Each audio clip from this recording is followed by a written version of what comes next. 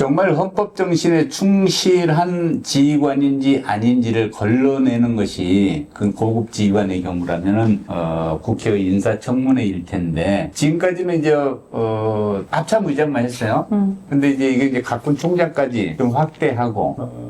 적어도 사성장군으로 이렇게 임명하기 위해서는 그거 좀 해야 되는 거 아닌가 이런 생각이 들어요. 뭐 어떤 그 자료를 통해서든지 남들보다 훌륭하니까 승진을 했고 그 별 4개를 달았을 거 아니에요. 그런데 이제 그런 보직을 줄 때는 정말 중대한 임무 수행하는 각군 총장들의 경우는 이게 사상, 철학 그리고 그의 삶을 이게 검증하는 인사청문회를 꼭 할 필요가 있겠다는 생각을 해요. 지금 막 신상털기하고 막 이런 데 집중하다 보니까 면박 주고 그건 참 불명예이기도 하고 그래요. 거기 한번 노출되면. 그런데 사람이 정말 헌법 가치를 수호하는데 소신이 있는가 그리고 바른 생각을 하는가 바로 자기 윗사람만 인사권자 입만 바라보는 사람은 아닌가 이런 것들을 검증하는 자리가 꼭 필요해 보입니다. 네, 그런 인사검증에도 분명히 도움이 될 걸로 보여지고요. 이제 추가적인 인사청문회라는 것이 또 우리나라에서 보다 건전한 민군관계, 농민통제 관점에서 이 국회가 그런 인사에 좀 더 관여할 수 있는 그런 기회라는 측면에서도 그런 추가적인 인사청문회 충분히 생각할 수 있고 거기로 인해서 좀 생각될 수 있는 부작용 같은 경우는 비공개 인사청문회라든지 아니면 인사청문회를 지원하는 국회 조직을 전문화시켜서 좀 더 전문성 있고 꼭 필요한 그런 질의응답이 될 수 있는 그런 조직 만드는 방법도 있을 것 같고요. 근데 추가적으로 인사청문회를 해서 뭔가 그 참모총장들에 대한 그런 검증도 중요한데 동시에 이제 참모총장들의 그 법적인 임기 이런 것도 보장을 해줘서 검증은 굉장히 까다롭게 하되 일단 선발되고 나면은 충분한 임기를 법적으로 보장을 해줘서 그 책임 있는 그런 임무를 할 수 있도록 이 두 가지를 같이 한다면 굉장히 의미가 있지 않을까 싶습니다. 뭐 최근 들어서는 대체적으로 임기 보장하는 쪽으로 이제 가고 있는 걸로 보고 또 이제 검증해야 될 게 부당한 명령에 대한 침묵은 충성이 아니라 공범이다라고 하는 생각으로 그런 소신이 확실한지 그리고 또 그게 삶의 과정에서 증명이 되는지 너 삶으로 한번 증명해봐 하고서 그런 이야기들 사례들도 얘기 나누고 이런 인사청문회를 통해서 이제 군사 지도자들을 선발해내는 과정이 난 필요하다고 봅니다. 청문회 때문에 능력이 자기 일에 대한 능력은 충분하신 분들도 뭔가가 신상이 털릴까봐 못 받아들이시는 분도 있으실 것 같아요. 사실은 그렇죠? 뭐 그런 것까지도 모두 다 털릴 게 없는 사람이 좋긴 하지. 물론 그렇긴 하지만 너무 오래전에 세세한 것까지 다 이거는 일과 관계없는 것까지도 나올 때가 있으니까 그거는 조금 문제가 되는 것 같아요. 그러니까 신상 털기가 아닌 본인 능력이 내가 맡은 분야에 대한 능력이 어느 정도인지인가에 대한 검증이 더 중요시 되면 좋을 것 같아요. 예. 이제 무슨 얘기를 이렇게 인터뷰를 할 때 네. 지금 그 얘기 당신 삶 속에서 증명이 돼? 예. 제가 언제 이렇게 발언했고 이렇게 해서 그동안 대처했습니다. 이런 사례를 낼 수 있어야 되는데 그때 달라요. 이런 분은 안 된다는 거예요. 이게 네. 그 적응력만 뛰어난 분. 예. 그래서 인사청문회도 좀 초당파적인 인사청문회 할 수 있는 구조 이게 된다면은 충분히 참모총장들을 인사청문회로 불러놓고 또 신상털기를 넘어서서 정말 방금 말씀하신 그런 정책적인 질문이 될 것 같은데요. 그러기 위해서는 일단 참모총장들의 그 임기 이런 것들이 꼭 그 정권 교체에 따라서 같이 변동되지 않고 계속 보장을 해주는 조건 하에서 그래서 국회에서도 청문회를 할 때 나오는 총장들은 정부 부처 장관들처럼 여당에 대표하는 행정부 조직이 아니고 중립적인 그런 군의 지도자라는 관점으로 청문회를 한다면은 상당히 청문회 부작용이 좀 해결되지 않을까 싶습니다. 이제 지도자들은 뭐 이런 식으로 해서 검증을 하고 또 이제 군의 중추들, 이 장교, 지휘관들은 정말 그 헌법 가치를 신봉하고 실천할 수 있는 정신을 계속 끊임없이 교육하고 윗사람이 모범을 보이고 이게 이제 주고 받아줘야 군이 깔끔하게 쓸 수 있는 거니까요. 그렇죠. 예. 야, 네. 술 한 잔 쫙 주고 야 원샷 그래서 충성 맹세하고 뭐 얘기하면 충성을 다하겠습니다. 목숨 바치겠습니다. 싫은 거 말고. 자, 합리적이지 않으면, 그리고 소신에 어긋나면, 미안하지만 저는 여기까지인 모양입니다. 할 줄 알고, 이걸 길러내야지. 아이, 그런 군인도 뭐 어디 있지 않겠습니까? 있겠죠. 근데 그런 사람이 등장을 못하는 검증 과정. 이 맞아요. 조미간 그물망에 걸려서 그 사람이 떨어져 나가니까 문제지. 그렇죠. 예. 얼마나 많겠어요, 많은데. 그 사람은 초야에 묻혀서 네. 노래나 부르고 있고, 책이나 보고 있고, 기타나 치고 있고, 네. 그러지 않고 그때 변하면서 딱 맞추는 사람은 그 그물망 탁 타고 올라가서 위에 있고, 이러니까 이게 문제예요, 이게 검증 과정이. 워낙 각계각층의 검증 과정 속에서 이게 안 된다. 이러려면 정말 중요한 게 방첩부대, 기무사, 안지사 이런 데서부터 신원부와 신원정보 이걸 싹 가르쳐요. 뭐 지금 그런 쪽에서 어떤 변화가 있지 않나요, 지금? 그래서? 당연히 개편이 있는 것 같습니다. 바꿔야죠. 능력 위주로 해야 돼요. 근데 이 사람이 누군 줄 아세요? 누구의 아들인지 누구 손주인 줄 아세요? 뭐 하여튼 온갖 정보를 가지고 이렇게 해서 정권의 입맛에 이거 안 맞는 사람이라고. 이제 거기에 의존하고 이제 이런 것들이 우리 퇴행적인 결과를 가져온 거 아닌가.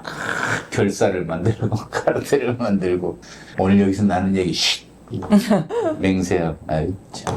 뭐 그런 그 신원조사가 사실 양날의 검인 것 같긴 합니다.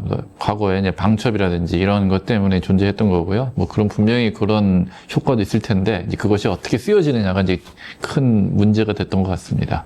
또 한편으로는 우리 국군은 이제 그 민초들의 네. 그 정신을 그 힘으로 나타내는 게 사실은 동아혁명의 역사까지 올라가는데 그 전에는 이제 왕조 역사였고 그리고 그 의병들의 활동 이런 뿌리의 근간을 두고 독립군이 조직이 됐고 독립활동이 있었고 나중에는 광복군으로 조직되고 그런데 군의 뿌리에 대한 인식도 가질 필요가 있어요. 일본군 앞제리들이 그냥 군을 리더십을 발휘해가지고 쫙 끌고 가니까 그냥 하라면 하는 거지 명령인데 까라면 까는 거지. 그게 소위 군인 정신이라고 얘기하면서 결사, 인간적인 관계 여기에 포커싱을 하면서 군 생활을 해서 어떻게든 생명력 있게 살아남은 사람들이 출세하고 군의 지도자가 되고 우리 그런 문화 싹 일소하는 혁명이 일어나야 되는데 개혁이 어려워요. 그거는 육군이나 공군이나 뭐 다 똑같은가요? 그런 거는? 육군만 그런 건가요? 아니면 다 똑같은가요? 어쨌든 근데 아까 말씀하셨듯이 제복 입은 시민이 군인이라면 어떻게 보면 제복 안 입은 때에 따라서 군인으로 활약할 수 있는 게 우리 지각 있는 시민인 것 같아요. 정말 단적인 예로 2년 전에 그 비상계엄 때도 우리 시민들의 활약으로 우리나라가 지금 현재가 있었기 때문에 우리 또 그 제복 입은 시민인 군인들의 활약도 컸지만 그래서 군인 정신이라는 게 저는 꼭 그렇게 뭐 어떤 좋다 나쁘다를 떠나서 모든 국민이나 군인이나 똑같이 나라를 위해서 할 수 있는 행동이 군인의식이고 뭐 문민의식이고 그렇지 않을까요? 네, 군과 사회가 사실은 예. 서로 이제 교차하지 않습니까? 예. 그 모든 군인은 이제 시민이었다가 군인이 된 그렇죠. 거고요. 예. 다시 또 시민으로 돌아가고 그렇죠. 그런 관계이기 때문에 예. 방금 건전한 시민 정신이 정말 군인 정신과 굉장히 집결되는 것은 맞습니다. 우리 또 훌륭하신 분들이 이렇게 또 여기 계시니까 근데 이 좋은 일을 하셔야 되는 분들이 꼭 이렇게 지금 음악 활동하시며 있고 교육계에만 계시고 저도 그래서 늘 말씀하실 때 보면은 이렇게 현명하신 분들이 좀 있으셔야 되는데 우리나라의 갈 길이 이게 군인만이 아니라 어떤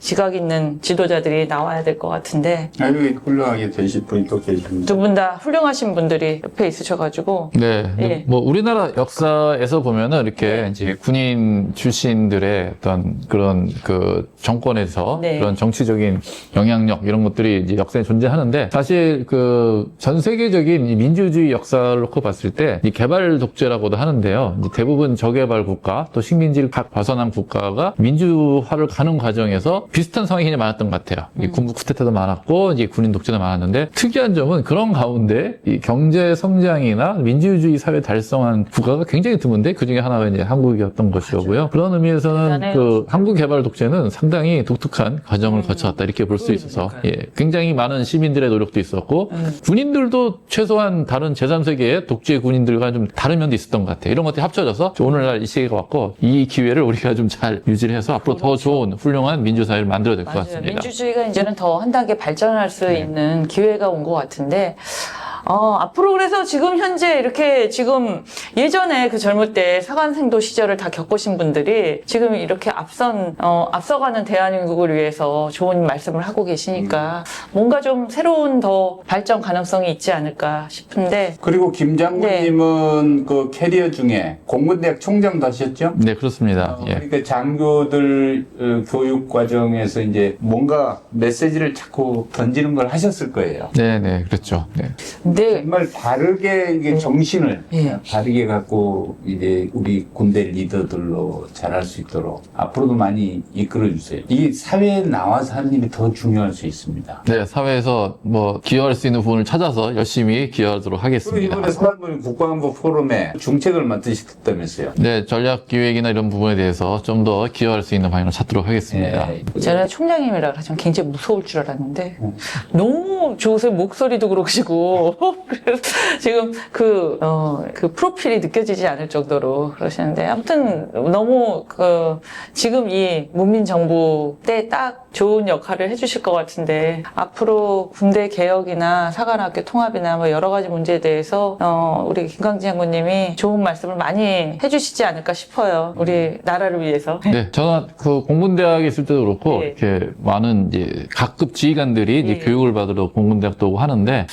그때마다 이제 드는 생각이 뭐였냐면은 결국 이제 오늘날 우리 이제 사회에서 이제 군에게 요구하는 것이 무엇인가, 군에게 요구하는 덕성 또 소양이 무엇인가 했을 때 물론 군인 정신이 기반이 돼야 되고 헌신도 기반이 되어야 되고 하지만 이제 요즘은 굉장히 아까 말씀드린 것처럼 많은 것이 변화되고 있고 새로운 시대의 물결이기 때문에 그런 변화되는 물결에 뒤처지지 않고 최소한 그것을 선도할 수 있는 그런 능력, 뭔가 학습의 능력 이런 것들이 굉장히 중요한 시대가 된 것 같습니다. 그런 면에서는 군인이 해야 될 게 많고요. 그런 면에서는 여러 각계에서 지금 노력해야 될 부분이 많이 있고 그런 것들이 모여야 될 것 같습니다. 아이고 우리 군대 발전에서 많이 애정을 갖고 너무 좋은 이끌어주세요. 말씀 감사합니다. 오늘 장시간 좋은 말씀에 고맙습니다. 네, 오늘 감사합니다. 너무 네. 감사합니다. 안녕히 계세요. 네.